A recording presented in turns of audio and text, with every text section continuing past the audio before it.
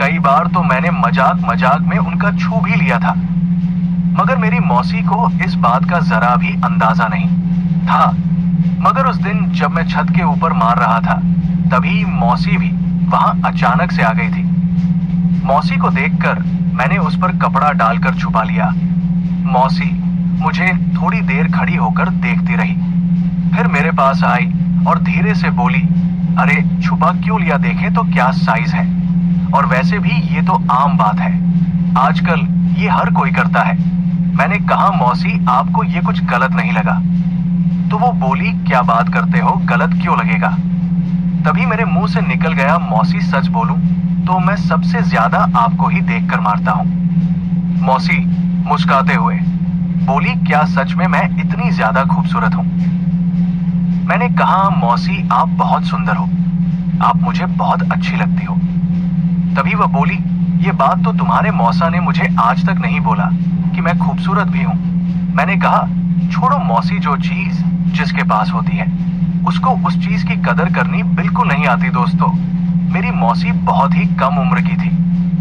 उनकी शादी को अभी 8 महीने ही हुए थे, लेकिन जब से उनकी शादी हुई थी वो जरा भी खुश नहीं थी, क्योंकि उनके पति यानी मेरे मौसा जी वो ज्यादातर बिजनेस के सिलसिले में घर से बाहर ही रहते हैं और मेरी मौसी घर में अकेली रहती है। मैंने कहा, मौसी काश मैं आपकी जमीन को जोत पाता तो मेरा सालों का सपना पूरा हो जाता। मौसी बोली, कैसा सपना? मैंने कहा, मौसी जब से मैंने आपको देखा है तभी से मेरे मन में एक बात चल रही है कि मैं ऐसा क्या करूं कि मेरी मौसी अपनी जमीन पर मुझसे हल चलवाने की परमिशन दे। वो अपनी आंखें बड़ी करके मुझसे बोली, क्या सच में तुम सालों से मेरी जमीन पर पानी छिड़कने की सोच रहे हो? मैंने कहा, मौसी बहुत दिनों से सोच रहा हूं। मौसी बोली, अरे लल्लू, तो पहले क्यों नहीं बताया? इसी बहाने मैं भी तुम्हारी बंदूक देख लेती कि कितना दम है। मैंने कहा, मौसी सच कहूं तो इतने दिनों से तुमसे ये बात कहने की हिम्मत नहीं जुटा पा रहा था। तभी वो बोली, अच्छा अब तुमने मुझसे ये बात बता दिया है तो मुझे कुछ दिन सोचने का टाइम दो, फिर मैं बताती हूँ। अच्छा जल्दी से तैयार हो जाओ, तुम्हारे घर से फोन आया था, कुछ जरूरी काम है, तुम्हें अपने घर जाना होगा। मैंने कहा, मौसी तुम्हारे यहाँ से जाने के बाद मैं सिर्फ जल्दी नहीं आ पाऊंगा। मौसी बोली, तो क्या चाहते हो? मैंने कहा, मौसी अगर अभी एक बार अपनी जमीन पर पानी छिड़कने का मौका दे दो तो मुझे बहुत अच्छा लगेगा। वो बोली, अच्छा ठीक है, आधे घंटे बाद तुम मेरे कमरे में आ जाना। इतना सुनते ही मैं खुशी से पागल हो गया। कुछ देर बाद मैं मौसी के कमरे में गया। मैंने धीरे से दरवाजा खोला तो मैंने देखा मौसी अपनी जमीन के ऊपर से कपड़े हटाकर पानी छिड़कने की तैयारी कर रही थी। वो अपनी साड़ी उतार दी। तो भाई लोग, कैसे हैं आप लोग? भाई लोग, हम लड़कों में से बहुत से ऐसे लोग होते हैं जो अपनी बुआ का मौसी किसी ना किसी को काफी पसंद करते हैं और उनके बंजर जमीन पर हल चलाना चाहते होंगे, मगर ये मौका कुछ लोगों को ही मिल पाता है। तो भाई लोग, कहानी को पूरा जरूर सुनना, क्योंकि ये कहानी आखिरी में बहुत ही ज्यादा रोमांचक होने वाली है। भाई लोग, मेरा नाम सुनील है और मेरी उम्र 17 साल है। मैं अपने माँ बाप का एकलौता औलाद हूँ। भाई लोग, मेरी एक मौसी है जो किसी कारण हमारे ही साथ रहती है। मेरी मौसी बहुत सुंदर लगती है। भाई लोग, एक दिन मुझे अपनी मौसी की जमीन के कुछ हिस्से देख लिया था।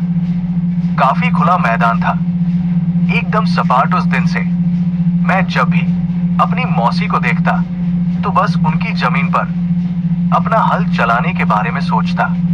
मौसी की जमीन अब तक एकदम सूखी वीरान पड़ी है। उनकी जमीन पर कभी पानी तक नहीं पड़ा था, इसीलिए उनकी जमीन की नमी भी बहुत हद तक चली गई थी। भाई लोग, मेरे मम्मी पापा एक कंपनी में काम करते थे। वो सुबह 10 बजे अपने काम पर चले जाते थे और शाम को 4 बजे ही घर वापस आते थे। इस बीच घर में सिर्फ मैं और मेरी मौसी रहती थी। मौसी मुझसे बहुत सारी बातें करती। जब मौसी मुझसे बातें करती तब मैं सिर्फ उनके साथ थैली में जो संतरे रखे हुए थे, बस उसी को देखता रहता था। एक दिन मौसी ने मुझे पकड़ लिया। वो बोली, क्या देख रहे हो? सुनील, संतरों को निचोड़ने का मन कर रहा है। क्या? मैंने कहा, हाँ मौसी, मुझे सारे फलों में से सबसे ज्यादा संतरे ही पसंद है। अगर तुम कहो तो इनको निचोड़ कर सारा रस पी लूं। वो बोली, इतने उतावले मत हो, एक बार तुम्हें मौका जरूर दूंगी, लेकिन जब मेरा मन करेगा तब मैं संतरों को तुम्हें दे दूंगी। को मम्मी पापा काम से वापस आए। पापा ने मुझे और मौसी को सबको बुलाया और बोले, सब लोग सुनो, आज मैं एक बहुत बड़ी खुशखबरी लेकर आया हूँ। मैंने कहा, कौन सी खुशखबरी पापा? वो बोले, मैंने अपने काम से कुछ दिनों के लिए छुट्टी ले ली है और अब हम कहीं बाहर घूमने जाएंगे। मैंने कहा, ये तो है पापा ने, बहुत अच्छी बात है। कहा, मैंने पहले सेठ को बहुत मनाया, तब जाकर उसने मुझे छुट्टी दी है। मैंने सोचा यही सही मौका है अपनी मौसी की जमीन को जोतने का। मैंने कहा, पापा आप और मम्मी चले जाओ घूमने में और मौसी घर की देखभाल करेंगे। पहले तो पापा ने मुझे बहुत कहा चलने को, मगर मैंने मना कर दिया क्योंकि मौसी के खेत का सवाल था। अगले दिन मम्मी पापा घूमने चले गए। अब मैं अंदर से बहुत खुश था कि अब तो खुलकर मौसी की जमीन को जोत दूंगा। मैं पूरा मूड बनाए हुए था। तभी मौसी मेरे पास आई और बोली, सुनील, चलो मुझे मेरे घर छोड़ाओ, तुम्हारे मौसा आ गए हैं। इतना सुनते ही मौसी की जमीन को जोतने का मेरा सपना एक पल में टूट गया। फिर मौसी अपने घर चली गई। अब मम्मी पापा के काम पर जाने के बाद मैं अकेला घर में रहता था। मौसी के चले जाने के बाद मुझे घर में जरा भी अच्छा नहीं लगता था। मेरी मौसी ससुराल में मेरे घर से बस 20 किलोमीटर दूर था। इसीलिए जब मैं अकेला घर में बोर हो जाता तो अपनी मौसी के यहाँ चला जाता था। मेरी मौसी भी ज्यादातर घर में अकेली ही रहती थी क्योंकि उनके सास ससुर बहुत पहले ही एक्सपायर हो गए थे और मेरे मौसा जी काम के चक्कर में अक्सर बाहर ही रहते थे। उनका बहुत कम ही घर पर आना होता था। शादी के बाद मेरी मौसी और भी ज्यादा खूबसूरत हो गई थी। जब कभी मैं उनकी मौसी के यहाँ घूमने जाता तो 7-8 दिन वही रुक जाता था। अब धीरे धीरे मौसी मेरी मन की बात जान चुकी थी कि मैं उनकी जमीन पर हल चलाना चाहता हूं। जब मैं मौसी के घर रुका, उस दिन मैं बैठकर टीवी देख रहा था। तभी मौसी आकर मेरे सामने बैठ गई। मौसी बोली, अच्छा सुनील, एक बात बताओ। मैंने कहा, क्या मौसी? वो बोली, अच्छा, तुमने कभी किसी के कुएं से पानी निकालकर अपनी प्यास बुझाई है? मैंने कहा, मौसी, अभी तक तो मैंने किसी के कुएं का पानी नहीं पिया है। फिर वो सामने से उठकर मेरे पास आकर बैठ गई। मैं सोच में पड़ गया कि आखिर मौसी को आज हो क्या गया है। थोड़ी देर बाद मौसी बोली, देखो सुनील, मेरे पास एक कुआं है जो अभी थोड़ा कम गहरा है, लेकिन मैं उसको थोड़ा खुदवाकर और भी गहरा करना चाहती हूँ। अगर तुम्हारे मौसा यहाँ होते तो ये काम मैं उनसे करवा लेती, लेकिन उनको अपने ही काम से फुर्सत नहीं मिलती तो मेरा काम कैसे करेंगे? मैंने कहा, मौसी, कोई बात नहीं, अगर तुम कहो तो आपका ये काम मैं भी कर दूंगा।